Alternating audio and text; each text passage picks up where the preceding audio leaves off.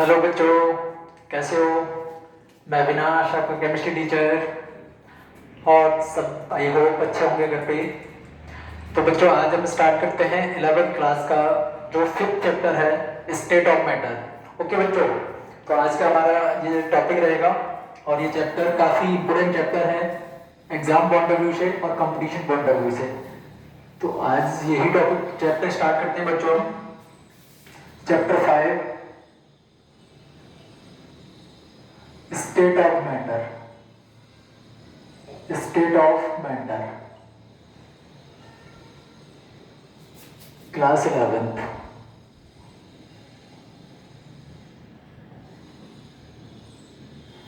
Okay बच्चों, तो ये है आज का हमारा topic, state of matter, 11th class, chapter 5। Okay, तो सबसे पहले तो बच्चों यहाँ पे थोड़ा सा मैं बेसिक्स के बारे में बात करूंगा, आपसे रिकॉल करूंगा थोड़ी पुरानी चीजें। बहुत छोटी छोटी चीजें हैं, लेकिन अब ये चैप्टर जब अगर हम पढ़ रहे हैं तो हमें बहुत सारी चीजें अच्छे से क्लियर होनी चाहिए। ठीक, जैसे थोड़ा सा तो हमें क्लियर होना चाहिए मैटर के बारे में कि एक्चुअल में मैटर क्या होता है, क्योंकि हमारे चैप्टर का नाम क्या है बच्चों, जरा सोचो, स्टेट ऑफ मैटर, यानी मैटर की स्टेट के बारे में हमें पता करना है। तो सबसे पहले तो यही समझना है कि मैटर क्या होता है। ओके, तो मैटर का देखो सिंपल सी डेफिनेशन है, आप बचपन से पढ़ते आ रहे हो कि anything which occupy space and have a मास।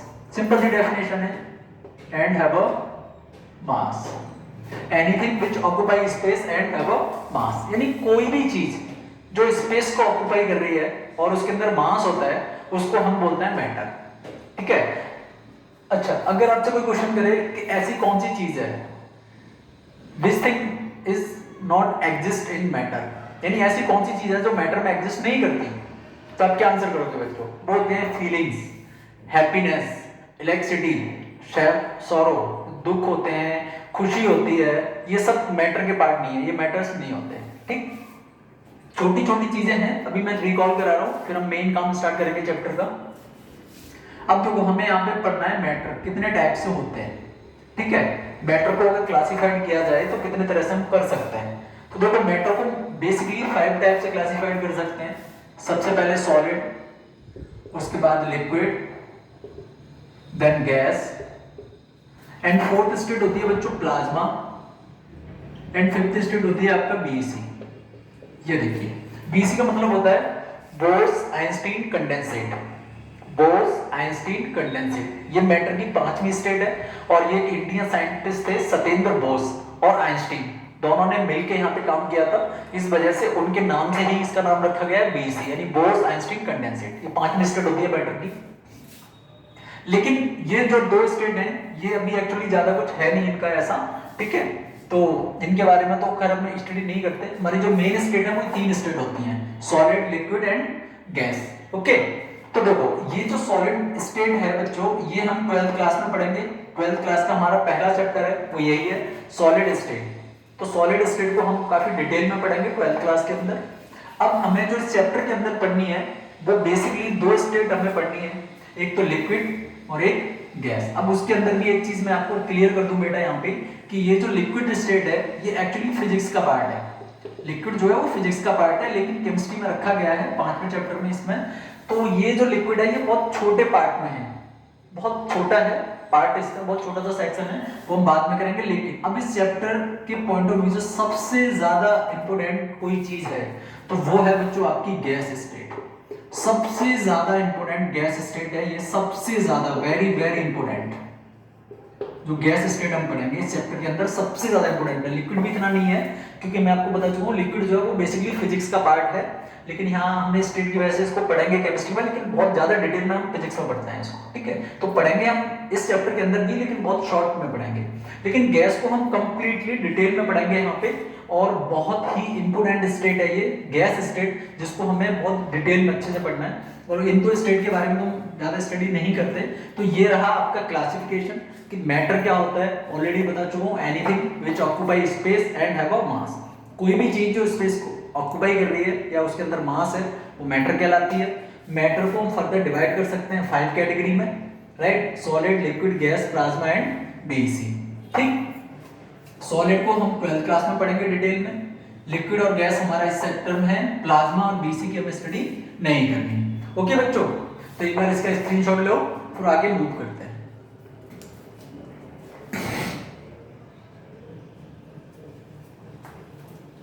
ले लिया, वेरी गुड। अब देखो एक छोटा सा और ये आपको एक छोटी सी चीज मैं बता देता हूँ, इंटर कन्वर्जन में बता देता हूँ बच्चों। इंटर कन्वर्जन का मतलब होता है कि अगर हमें एक स्टेट से किसी दूसरी स्टेट में कन्वर्ट करना है तो किस तरह से करेंगे, उसको बोलते हैं inter conversion of state of matter. जैसे यहां पर मैं लिख देता हूं, inter conversion of state of matter, inter conversion of state of matter, sorry guys, state of matter. यानी इसका मतलब है कि अगर हमें सॉलिड से लिक्विड में जाना है या लिक्विड से सॉलिड में आना है या सॉलिड से गैस में जाना है, आपस में एक दूसरे में इंटर कन्वर्ट करनी है चीजें। Inter conversion of state of matter, यानी मैटर की एक स्टेट से दूसरी स्टेट में कन्वर्ट करना है, तो प्रोसेस को क्या बोलते हैं। छोटा सा फ्लो चार्ट मैं यहां बनाता हूं, उसको समझिएगा, ठीक है। जैसे मान लो मैंने यहां पे लिखा लिक्विड, इधर लिखा मैंने यहां पे गैस और यहां पे लिखा सॉलिड। अब देखो यहाँ पे एक फ्लो चार्ट बन जाएगा, इधर लिक्विड, गैस एंड सॉलिड, ठीक। तो अगर मान लो मुझे गैस से डायरेक्ट सॉलिड में जाना है, एरो का मतलब समझिएगा, देखो एरो मैंने इधर किया यहाँ पे, तो गैस से सॉलिड में जा रहा हूं मैं, यानी मुझे गैस स्टेट से सॉलिड स्टेट में अगर मैं जा रहा हूं तो उस प्रोसेस को क्या बोलते हैं बच्चों, उस प्रोसेस को बोलते हैं सब्लिमेशन, उस प्रोसेस को बोलते हैं सब्लिमेशन। और अगर सॉलिड से डायरेक्टली मैं किस में आ रहा हूं, गैस में, ठीक है, सॉलिड से डायरेक्टली मैं गैस में आ रहा हूं, तब भी उस प्रोसेस को क्या बोलेंगे, सब्लिमेशन।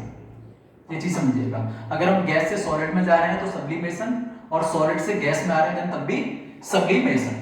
अगर मान लो मैं गैस से लिक्विड में जा रहा हूं, देखो गैस स्टेट से मैं जाना चाह रहा हूं लिक्विड स्टेट में, ठीक बच्चों, तो गैस से अगर लिक्विड में जा रहा हूं तो उसको बोलते हैं कंडेंसेशन, कंडेंसेशन। और लिक्विड से अगर गैस में आ रहा हूं, लिक्विड से गैस में, तो उसको बोलते हैं इवेपोरेशन, इवेपोरेशन। ये चीज क्लियर होगी। अगर लिक्विड से मैं सॉलिड में आ रहा हूं, लिक्विड से सॉलिड में, तो बच्चों उसको क्या बोलेंगे, उसको बोलेंगे फ्रीजिंग। कोई चीज फ्रीज करनी है, या फिर मैं सॉलिड से किस में जाना चाह रहा हूं, मैं सॉलिड से जाना चाह रहा हूं लिक्विड में, तो उसको क्या बोलेंगे, मेल्टिंग। और इन सबको समझने के लिए सबसे बेस्ट एग्जांपल है आपका H2O, क्योंकि H2O एक ऐसा है जो इन तीनों स्टेट में एग्जिस्ट कर जाता है। समझ लो, नहीं H2O मतलब ये डायरेक्ट यहां नहीं करेगा, बाकी ये दोनों कर जाएगा। जैसे मान लो H2O की बात करें, जैसे वाटर है, वाटर, इनके एग्जांपल देखो बता देता हूं। वाटर है और वाटर को हमने बॉईल करना शुरू किया, तो वाटर किस में कन्वर्ट हो जाएगा बच्चों, गैस स्टेट में चला जाएगा। तो अब लिक्विड है वाटर, और लिक्विड को हमने बॉईल किया तो वो किस में चला गया, गैस स्टेट में चला गया, तो उस प्रोसेस को क्या बोलेंगे, इवेपोरेशन। और अगर जो गैस पार्टिकल है उसकी जो वेपर्स है, अगर हमने उसको कंडेंसेट कर लिया, ठीक है, यानी कूलिंग करा दी, तो वो किस में कन्वर्ट हो जाएगी, लिक्विड में कन्वर्ट हो जाएगी। ओके बच्चों, अब देखो यहाँ पे वही चीज, यहाँ अगर जैसे जो वाटर है वो आइस की फॉर्म में, मतलब सॉलिड फॉर्म में है, तो हमने अगर उसको मेल्ट करा दिया, मेल्ट, तो वो किस में कन्वर्ट हो जाएगा, लिक्विड में। और अगर वाटर हमारे पास लिक्विड है और हमने उसको फ्रीज कर दिया, तो वो क्या, बर्फ बन जाएगा, आइस में कन्वर्ट हो जाएगा। आइस क्या है, सॉलिड स्टेट है, तो लिक्विड से सॉलिड हो गया, तो हमने क्या करा, उसको फ्रीज कर दिया। अब देखो गैस और सॉलिड के सबसे बेस्ट एग्जांपल हैं आपके आयोडीन। आयोडीन, आयोडीन जो है वो डायरेक्ट सॉलिड से कन्वर्ट हो जाती है, किस में, गैस में कन्वर्ट हो जाती है। समझ रहे हो बच्चों, आयोडीन जो है वो सॉलिड से डायरेक्ट कन्वर्ट हो जाती है गैस में। तो ये जो ग्राफ बन रहा है, इस ग्राफ को हम बोलते हैं स्टेट कन्वर्जन ऑफ मैटर, यानी मैटर की जो स्टेट होती है, सॉलिड, लिक्विड, गैस, इनको एक स्टेट से दूसरी स्टेट में कैसे कन्वर्ट करते हैं। क्लियर बच्चों। अब देखो यहाँ पे एक मोस्ट इंपोर्टेंट बात, एक टॉपिक, इसको बहुत अच्छे समझिएगा। एक पॉइंट होता है जिसको हम बोलते हैं ट्रिपल पॉइंट। इसका मतलब समझिए ये क्या होता है, ये बहुत बढ़िया चीज है दोस्त। ट्रिपल पॉइंट, ट्रिपल पॉइंट का मतलब क्या होता है बच्चों, द टेम्परेचर, मैं यहां स्टेटमेंट लिख देता हूं इसकी, the temperature at which, the temperature at which all the matter, कोई भी मैटर हो, all the matter all the matter, यहां पे बोलेंगे नहीं, ऑल द मैटर नहीं, the temperature at which all the faces, all three phase of matter, three phase of matter, sorry guys, the temperature at which all the three phase of matter exist together. तो वो बहुत मजेदार चीज है बच्चों ये। The temperature at which all the three phase of matter exist together, यानी temperature का, ट्रिपल पॉइंट का मतलब समझिएगा, टेम्परेचर का एक ऐसा पॉइंट जिसमें मैटर की तीनों स्टेट एक साथ एग्जिस्ट कर जाए, जैसे गैस, सॉलिड एंड लिक्विड।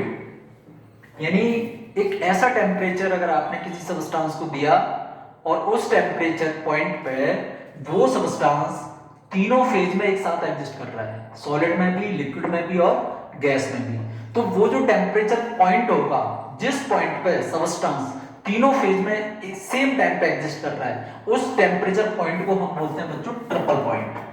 समझ में आ गई बात? उसी टेम्परेचर पॉइंट को क्या बोलते हैं? Triple point. अब जैसे इसका एग्जांपल समझिए, जैसे इसका एग्जांपल सबसे बेस्ट है वाटर, ठीक है ना। वाटर का अगर हमें ट्रिपल पॉइंट पता करना है तो होता है 0.01 डिग्री सेल्सियस। अगर सेल्सियस में देखते हैं हम तो ये होता है 0.01 डिग्री सेल्सियस। अगर इसको केल्विन में देखेंगे तो -273.16 केल्विन, इतने पे। और इसमें एक प्रेशर जो रखा जाता है वो होता है 4 mm का प्रेशर इतना होता है इसमें। 4 mm प्रेशर पे अगर हमने इतना टेम्परेचर दे दिया वाटर को, तो वाटर तीनों स्टेट में एग्जिस्ट करेगा, सॉलिड में भी, लिक्विड में भी और गैस में भी। तो ये जो पॉइंट हुआ ना, ये पॉइंट वाटर का कहलाएगा ट्रिपल पॉइंट। समझ में आ गई बच्चों? ये जो पॉइंट है यानी टेम्परेचर पॉइंट है जो ये 0.01 डिग्री सेल्सियस या फिर -273.16 केल्विन, ये जो पॉइंट होगा ये कहलाएगा ट्रिपल पॉइंट। किसका? वाटर का, क्योंकि इस टेम्परेचर पॉइंट पर वाटर जो है वो तीनों स्टेट में एग्जिस्ट करेगा। क्लियर हो गया बच्चों? ट्रिपल पॉइंट बहुत इंपोर्टेंट टॉपिक है ये, ट्रिपल पॉइंट अच्छे से क्लियर होना चाहिए। क्लियर है बच्चों? तो इस चैप्टर का बेसिक्स क्लियर हो गया। अब हम प्रॉपर चैप्टर स्टार्ट करते हैं। एक बार इसका स्क्रीनशॉट लो, फिर अगला टॉपिक स्टार्ट करते हैं।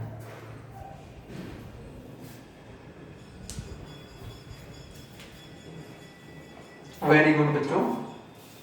अब देखो आगे further,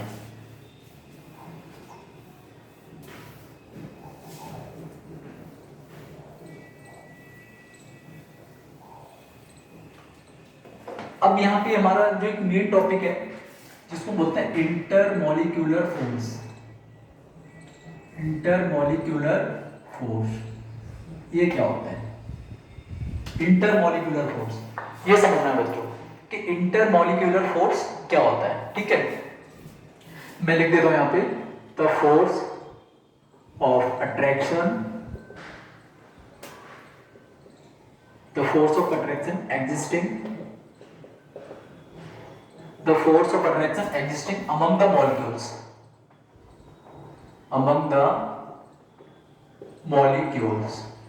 the force of attraction existing among the molecule of the substance called force of attraction या intermolecular force, called intermolecular force। Okay बच्चों, इंटरमॉलिक्यूलर फोर्स की डेफिनेशन ये होती है कि the force of attraction existing among the molecules of the substance called intermolecular force. अब देखो, जैसे फॉर एग्जांपल ये HCl है। अब HCl में क्या हो रहा होगा कि यहाँ पे बॉन्डिंग हो रही होगी और यहाँ पे देखो नेगेटिव और इधर पॉजिटिव चार्ज, क्योंकि क्लोरीन क्या है? हाईली इलेक्ट्रोनेगेटिव है एज कंपेयर टू हाइड्रोजन, तो इन्हें इलेक्ट्रॉन्स को अपनी तरफ खींचने की कोशिश करेगी। ठीक है, ये कोई भी सब्सटेंस होता है, जैसे NaCl है। अब NaCl अब सोडियम है और यहाँ पे क्लोरीन है, तो ये सोडियम का जो एटम है या मॉलिक्यूल, इधर क्लोरीन का जो मॉलिक्यूल है, ये आपस में जो कनेक्टेड है, एक सोडियम और क्लोरीन या फिर हाइड्रोजन या क्लोरीन, ये जो आपस में कनेक्टेड है एक दूसरे से, वो जिस फोर्स से कनेक्टेड है उसी फोर्स को हम बोलते हैं इंटरमॉलिक्यूलर फोर्स। ठीक, जैसे फॉर एग्जांपल समझो, ये दो मार्कर है मेरे पास, राइट, एक ये है एक ये है। अब ये दोनों अलग अलग हैं, अगर मुझे इन दोनों मार्कर्स को कनेक्ट करना है, ऐसे मैंने जोड़ दिया, तो देखो खुद सोचो, कोई ना कोई तो फोर्स मुझे यहाँ पे इनके बीच में लग रहा होगा ना, जो इनको होल्ड करके रखेगा। कोई ना कोई फोर्स तो इनके बीच में होगा। जैसे फॉर एग्जांपल ये मार्कर मैंने ऐसे करके और इसके बीच में ना फेविक्विक डाल दी, तो ये पकड़ आपस में एक दूसरे को होल्ड करेंगे, तो किसकी वजह से कर रहा है? फेविक्विक की वजह से। तो फेविक्विक यहाँ पे कैसे काम करेगी? एज ए इंटरमॉलिक्यूलर फोर्स काम करेगी, यानी इनके बीच में एक ऐसा फोर्स होगा जो इन दोनों एटम्स को होल्ड करके रखेगा। तो वही होता है केमिस्ट्री में, इंटरमॉलिक्यूलर फोर्स बहुत इंपॉर्टेंट है पूरी केमिस्ट्री के अंदर। जितने भी मॉलिक्यूल्स आपस में कनेक्ट होते हैं वो इंटरमॉलिक्यूलर फोर्स से कनेक्ट होते हैं, यानी एक फोर्स से कनेक्ट होते हैं। जिस फोर्स से मॉलिक्यूल्स आपस में कनेक्ट होते हैं उसी फोर्स को बच्चों हम बोलते हैं इंटरमॉलिक्यूलर फोर्स। इंटर मतलब अंदर की तरफ, उनके अंदर कोई ना कोई ऐसा फोर्स लग रहा है जिसकी वजह से वो आपस में एक दूसरे से कनेक्टेड है, तो उसी फोर्स को हम क्या बोलते हैं बच्चों? Intermolecular force. उसी फोर्स को बोला जाता है इंटरमॉलिक्यूलर फोर्स। समझ में आ गई बात? क्लियर है? ठीक है। अब देखो समझना यह है यहाँ पे कि ऐसे कौन से रीजन हैं, रीजंस की बात कर रहे हैं, यहां हम बात कर रहे हैं फैक्टर की, ठीक है ना? ऐसे, या फिर हम कह सकते हैं इंटरेक्शन, हम बोल सकते हैं इंटरेक्शन। ऐसे कौन से इंटरेक्शंस हैं जिनकी वजह से ये इंटरमॉलिक्यूलर फोर्स जनरेट होता है, अराइज होता है? ऐसे कौन कौन से इंटरेक्शन है इन मॉलिक्यूल के बीच में, किस किस तरह से इंटरेक्शन हो सकता है जिसकी वजह से वहां पे इंटरमॉलिक्यूलर फोर्स जो है वो जनरेट होता है? तो कौन कौन से इंटरेक्शन हमें पढ़ने हैं यहाँ पे? तो देखो सबसे पहला तो हमें इंटरेक्शन यहाँ पे पढ़ना है डाइपोल डाइपोल। एक तो हमें पढ़ना है डाइपोल डाइपोल इंटरेक्शन, ठीक बच्चों, डाइपोल डाइपोल इंटरेक्शन। एक हमें पढ़ना है यहाँ पे ion ion dipole interaction, ion dipole interaction. एक यहां पे हमें पढ़ना है ion induced dipole interaction, ion induced dipole interaction. एक यहां पे हमें पढ़ना है dipole induced dipole, dipole induced dipole, dipole induced dipole interaction, ठीक है। एक हमें यहां पे पढ़ना है डिस्पर्जन फोर्स, या फिर हम उनको बोल सकते हैं लंडन फोर्स। और एक हमने बच्चों यहां पे पढ़ना है हाइड्रोजन बॉन्डिंग, ये पढ़ना है बच्चों, हाइड्रोजन बॉन्डिंग। क्लियर? अब देखो इतने सारे इंटरेक्शन हैं जिसकी वजह से ये intermolecular force of attraction generate होते हैं, यानी अराइज होते हैं, ठीक है।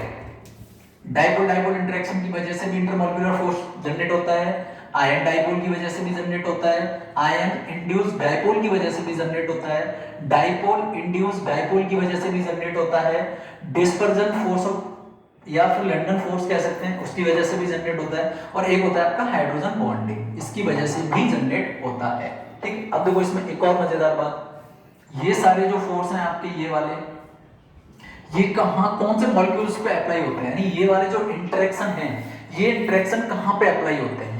ये इंटरेक्शन अप्लाई होते हैं बच्चों पोलर मॉलिक्यूल्स पे।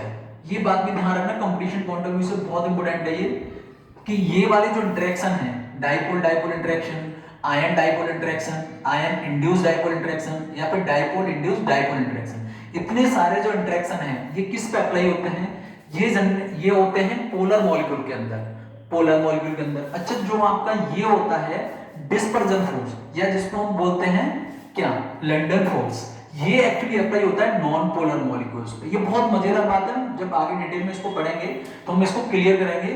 बहुत ही मजेदार पॉइंट है ये बच्चों, कि ये चीज यहाँ अप्लाई हो रही है जबकि ये चीज यहाँ अप्लाई हो रही है, तो ऐसा क्यों हो रहा है इनके बीच में? ये सारे जो इंटरेक्शन है ये पोलर मॉलिक्यूल्स पे जनरेट होते हैं, जबकि ये वाले जो इंटरेक्शन है ये नॉन पोलर मॉलिक्यूल्स पे जनरेट होता है। ये बहुत इंपॉर्टेंट कंसेप्ट है, मैं भी क्लियर करूंगा इसको आगे। और ये वाला जो इंटरेक्शन है ये बच्चों किस पे डिपेंड करता है? ये कनेक्टेड होता है हाइड्रोजन से, हाइड्रोजन बॉन्डिंग। हाइड्रोजन बॉन्डिंग नाम से पता चल रहा है कि जहां पे हाइड्रोजन की बॉन्डिंग हो रही होगी, ठीक है। तो देखो इनको तीन तरह से भी हमने अलग समझने की कोशिश कर ली यहाँ पे, ठीक है बच्चों। अब देखो एक बार मैं इसको रिवॉल्व करता हूं कि जो इंटरमॉलिक्यूलर फोर्स तो क्या होता है कि कोई भी लिखा ना the force of attraction existing among the molecule of substance, यानी कोई भी सब्सटेंस है उसकी वो जिस मॉलिक्यूल से मिलके बना है तो उन मॉलिक्यूल के बीच में जो फोर्स लग रहा है उसी फोर्स को हम क्या बोलते हैं बच्चों, इंटरमॉलिक्यूलर फोर्स।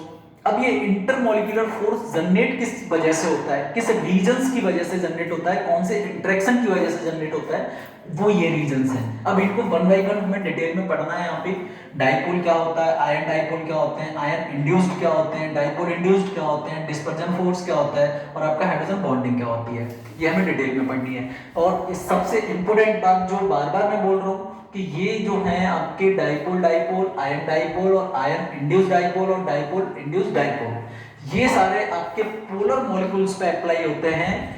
डिस्पर्जन फोर्स आपका नॉन पोलर मॉलिक्यूल्स पे अप्लाई होता है और हाइड्रोजन बॉन्डिंग आपका हाइड्रोजन पे अप्लाई होता है। ये बात बहुत अच्छे से दिमाग में बिठा के रखिएगा बच्चों, ये बहुत इंपॉर्टेंट है तीनों पॉइंट। ये क्लियर क्लियर हो चुका है सबका, दैट्स गुड। अब आगे मूव ऑन करेंगे, इसका स्क्रीनशॉट लो, फिर हमें वन बाय वन करके ये सारे पॉइंट्स को क्लियर करना है। ओके बच्चों, तो एक बार इसका स्क्रीनशॉट लीजिए सभी।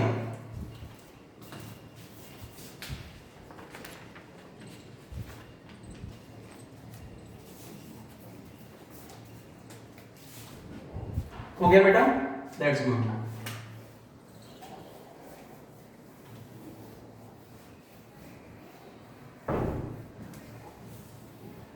अब देखो एक चीज और होती है, एक छोटा सा पॉइंट है उसके बाद हम क्लियर करेंगे। एक होता है van der Waal.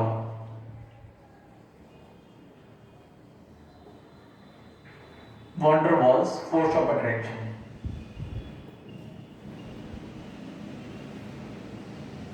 Van der Waal force of attraction, इसको समझिएगा ये क्या होता है, ठीक है।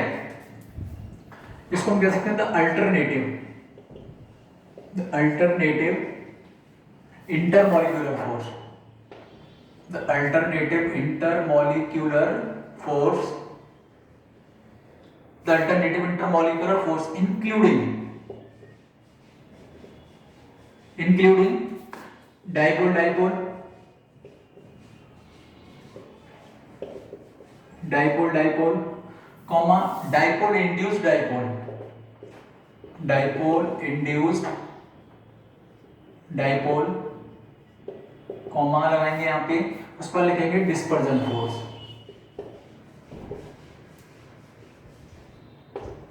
डिस्पर्जन फोर्स, उसको ETC लगा दो। इन सबको कलेक्टिवली क्या बोल लिख सकते हो, collectively called van der Waal force, ठीक है ना बच्चों, von der Waal force of attraction. अगर जैसे हमने जितने भी इंटरेक्शन मैंने भी आपको बताए थे इनके, dipole induced dipole, dispersion, ion dipole, ये सब इनको अगर कलेक्टिव फॉर्म में हम बोलें तो वो चीज क्या कहलाएगी, von der Waal force. Actually von डर एक साइंटिस्ट थे जिन्होंने दिया था ये, तो कलेक्टिवली फॉर्म में वो क्या कहलाती है, वॉन डर वॉल फोर्स कहलाती है कलेक्टिव फॉर्म में। और ज्यादा कुछ खास नहीं है, जितने भी इंटरेक्शन मैंने भी आपको बताए थे उन इंटरेक्शन को अगर कलेक्टिव फॉर्म में हम रख दें तो वो चीज क्या कहलाती है, van der Waal force of attraction कहलाती है, ठीक है। इतनी सी बात थी। लेकिन अब मेन रीजन हमारा ये है कि जितने भी इंटरेक्शन है जिसकी वजह से इंटरमॉलिक्यूलर फोर्स जनरेट हो रहा है वो क्या होते हैं, उनको जानना बहुत अहम है बच्चों, ठीक है। तो हम स्टार्ट वही करते हैं कि वो इंटरेक्शन क्या होते हैं, ठीक। तो सबसे पहला जो इंटरेक्शन देखो बच्चों हमारा बन रहा है वो है हमारा सबसे पहला इंटरेक्शन क्या था, डाइपोल डाइपोल इंटरेक्शन, ये था सबसे पहला। और देखो मैं आपको बार बार बोल रहा हूं, ये चीज मैं आपको बता चुका हूं कि जो मैंने भी बताया था कि डाइपोल हो गया, ये कौन से मॉलिक्यूल्स पे लगते हैं, कहां होते हैं ये आपके पोलर मॉलिक्यूल्स पे लगते हैं, पोलर मॉलिक्यूल्स। अब क्या होते हैं डाइपोल डाइपोल इंटरेक्शन का मतलब समझो कि डाइपोल डाइपोल इंटरेक्शन का मतलब क्या होता है। देखो तो डाइपोल डाइपोल इंटरेक्शन का मतलब है बच्चों कि जैसे फॉर एग्जांपल डाइपोल, तो मैं लिख देता हूं the force of attraction, the force of attraction occur among polar molecules। बस वही चीज मैं बोल रहा हूं, polar molecules, the force of attraction occur among polar molecules, ठीक है। यानी the force of attraction occur among polar molecules, यानी जो force of attraction polar molecules के बीच में लगता है उसको हम बोलते हैं डाइपोल डाइपोल इंटरेक्शन। अब देखो एक एग्जांपल से समझते हैं, ठीक। जैसे एक बहुत कॉमन एग्जांपल है HCl। अब देखो ये बॉन्डिंग है, अब यहाँ पे क्या हो रहा होगा, पोल्स जनरेट हो रहे होंगे, यहाँ पे पॉजिटिव आ रहा होगा और यहाँ पे क्या आ रहा होगा, मतलब सॉरी यहाँ पे पॉजिटिव आ रहा होगा और क्लोरीन पे क्या आ रहा होगा आपका नेगेटिव आ रहा होगा। क्लियर। तो देखो डाइपोल, ये जो वर्ड है ना डाइपोल, डाइपोल का मतलब क्या होता है, डाइपोल का मतलब होता है two pole, two poles. Di मतलब टू, पोल्स, पोल्स बेसिकली किसको इंडिकेट करते हैं, चार्ज से कर देते हैं। अब देखो यहाँ पे इस कंपाउंड के अंदर दो पोल्स हैं, एक पॉजिटिव पोल एक नेगेटिव पोल, इसलिए हम इसको क्या बोल रहे हैं, डाइपोल।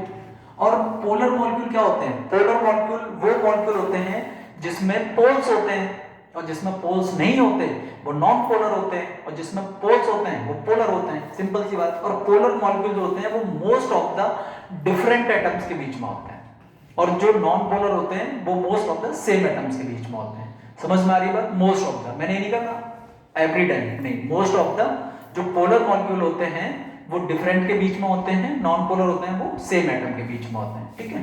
अब देखो यहाँ पे अब होगा क्या, सपोज करो एक और है हमारे पास HCl है, तो यहाँ भी नेगेटिव होगा यहाँ पॉजिटिव होगा।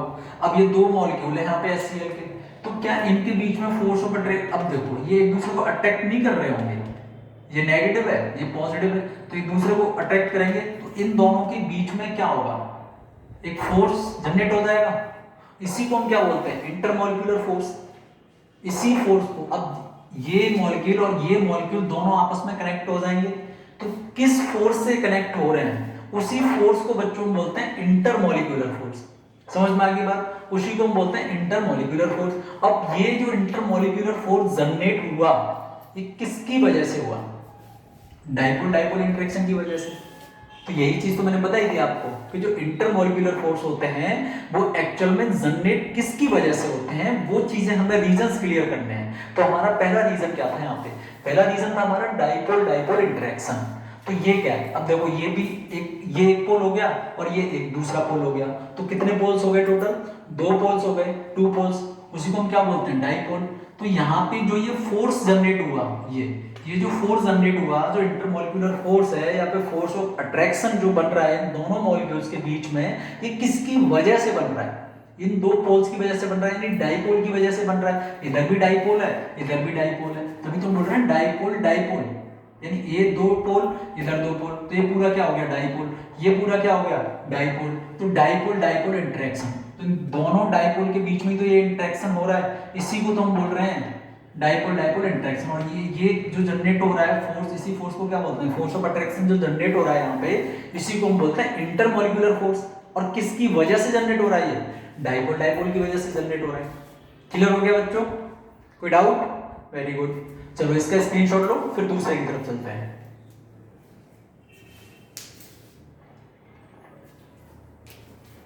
वेरी गुड बच्चों, अब देखो अगला रीजन समझते हैं, अगला रीजन क्या होता है, ठीक।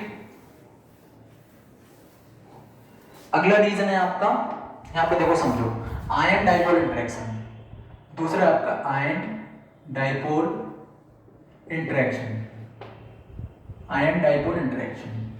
अगला ये रीजन था हमारा आयन डाइपोल इंटरेक्शन, ठीक है। आयन डाइपोल इंटरेक्शन क्या होता है इसको समझते हैं। This is the attraction, this is the attraction, this is the attraction between, this is the attraction between one ion and polar molecules, yeah, this is the attraction between an ion and polar molecules। इसको हम बोलते हैं ion dipole. देखो नाम से पता चल रहा है, डाइपोल वर्ड आ गया मतलब पोलर मॉलिक्यूल्स होगा, और आयन तो लिखा ही है तो मतलब आयन, तो देखो एंड, तो मतलब यहाँ पे जो इंटरेक्शन होगा, नाम से क्लियर हो रहा है, यहाँ पे जो इंटरेक्शन होगा वो किस किस के बीच में होगा, यानी एक तो पोलर मॉलिक्यूल्स होगा और दूसरा यहाँ पे क्या होगा, एक आयन होगा। इन दोनों के बीच में एक अट्रैक्शन होगा, उसी अट्रैक्शन को हम बोलेंगे आयन डाइपोल इंटरेक्शन। क्लियर। और उनकी इस इंटरेक्शन की वजह से एक पोलर मॉलिक्यूल्स के बीच में और एक आयन के बीच में एक फोर्स जनरेट हो जाएगा, फोर्स ऑफ अट्रैक्शन। उसी फोर्स ऑफ अट्रैक्शन को हम बोलेंगे इंटरमॉलिक्यूलर फोर्स। ठीक है बच्चों, अब देखो होगा कैसे, समझो यहाँ पे कि जैसे फॉर एग्जांपल ये मान लो हमारे पास एक कंटेनर है, समझना बहुत प्रैक्टिकली समझा रहा हूं बच्चों इसको, किस तरह से ये वाला इंटरेक्शन जनरेट होगा।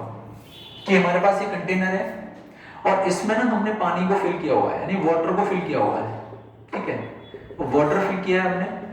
अब देखो हमने ऊपर से क्या किया, इसमें NaCl डाला, यानी सॉल्ट को हमने इसमें डाल दिया, NaCl। आपको पता है सॉल्ट जब इसमें जाएगा वाटर के अंदर, ये जो हमने यहाँ पे लिया है, ये लिया है हमने वाटर। ठीक, तो जैसे ही हम NaCl यानी सॉल्ट को वाटर में डालेंगे तो यहाँ पे क्या होगा, Na पॉजिटिव Cl नेगेटिव, ये सिचुएशन बनेगी। ये बात समझ में आ गई। अब मैं इसके बाद ही आपको यहाँ पर रिलेट करके बताऊंगा स्ट्रक्चराइज फॉर्म में। अभी तो मैं ओवरऑल आपको कंसेप्ट बता रहा हूँ। NaCl को जब इसमें डाला तो यहाँ पे वाटर जो है वो क्या हुआ, ये डिसॉल्व हो जाएगा वाटर के अंदर। ठीक है, अब देखो यहाँ पे क्या होगा, वाटर का फॉर्मूला क्या होता है, H2O। ठीक, इसका स्ट्रक्चर क्या होता है, ये H, या फिर मैं ओवरऑल बता देता हूँ, ये H और यहाँ पे H। इस पे चार्ज कैसा होता है, पॉजिटिव। यहाँ भी क्या होता है, पॉजिटिव, और यहाँ क्या होता है, नेगेटिव। क्लियर, बहुत अच्छे से समझिएगा। ये हमने वाटर का स्ट्रक्चर बनाया। अब देखो होगा क्या, एक तो इसमें है Cl, अब Cl क्या है, एक आयन है, और एक इसमें है Na, मतलब Na पॉजिटिव और Cl नेगेटिव। ये भी एक आयन है और ये भी एक आयन है। अभी आप देखो ना, आपने यहाँ पे जो डाला था वो पूरा एक सब्सटेंस डाला था NaCl, जैसे ही वो पानी में गया वो ब्रेक हो गया और वो आयंस में कन्वर्ट हो गया, यानी Na पॉजिटिव अलग हो गया, Cl नेगेटिव अलग हो गया, दोनों आयंस में कन्वर्ट हो गए। ठीक, अब देखो, तो देखो यहाँ पे अब ये वाटर के अंदर डिसॉल्व हो रहे हैं तो वाटर के साथ बॉन्डिंग हो रही होगी। बॉन्डिंग किससे हो रही होगी, वाटर से। किसकी, सोडियम की भी बॉन्डिंग वाटर से हो रही होगी और क्लोरीन की भी बॉन्डिंग किससे हो रही होगी, वाटर से हो रही होगी। लेकिन मोस्ट इंपोर्टेंट थिंग कि वाटर का कौन सा पार्ट सोडियम से बॉन्डिंग करेगा और वाटर का कौन सा पार्ट क्लोरीन से बॉन्डिंग करेगा, ये समझना है। दोनों की बॉन्डिंग वाटर से हो रही है। यहाँ पे जब NaCl को हमने पानी के अंदर डिसॉल्व किया है, वाटर के अंदर डिसॉल्व है, तो Na भी वाटर में डिसॉल्व है, Cl नेगेटिव भी डिसॉल्व है वाटर के अंदर, लेकिन बॉन्डिंग दोनों की पानी से है। लेकिन वाटर का कौन सा पार्ट Cl को कनेक्ट करेगा और कौन सा पार्ट Na पॉजिटिव को कनेक्ट करेगा, वाटर का स्ट्रक्चर क्या है। अब देखो वाटर एक पोलर मॉलिक्यूल है। क्लियर, पोलर मॉलिक्यूल क्या है, जहां पे डाइपोल होते हैं, डाइपोल दो पोल्स होते हैं, उसी को हम पोलर कहते हैं। अब देखो यहाँ पे नेगेटिव चार्ज भी है और पॉजिटिव चार्ज भी है, तो मतलब ये जो वाटर है ये कैसा मॉलिक्यूल है, पोलर मॉलिक्यूल है। अब इसको कनेक्ट किससे करना है, आयन से। तो देखो यहाँ पे कुछ सिचुएशन कुछ ऐसे बनेगी कि जो वाटर है, ये हम इसका स्ट्रक्चर बना देते हैं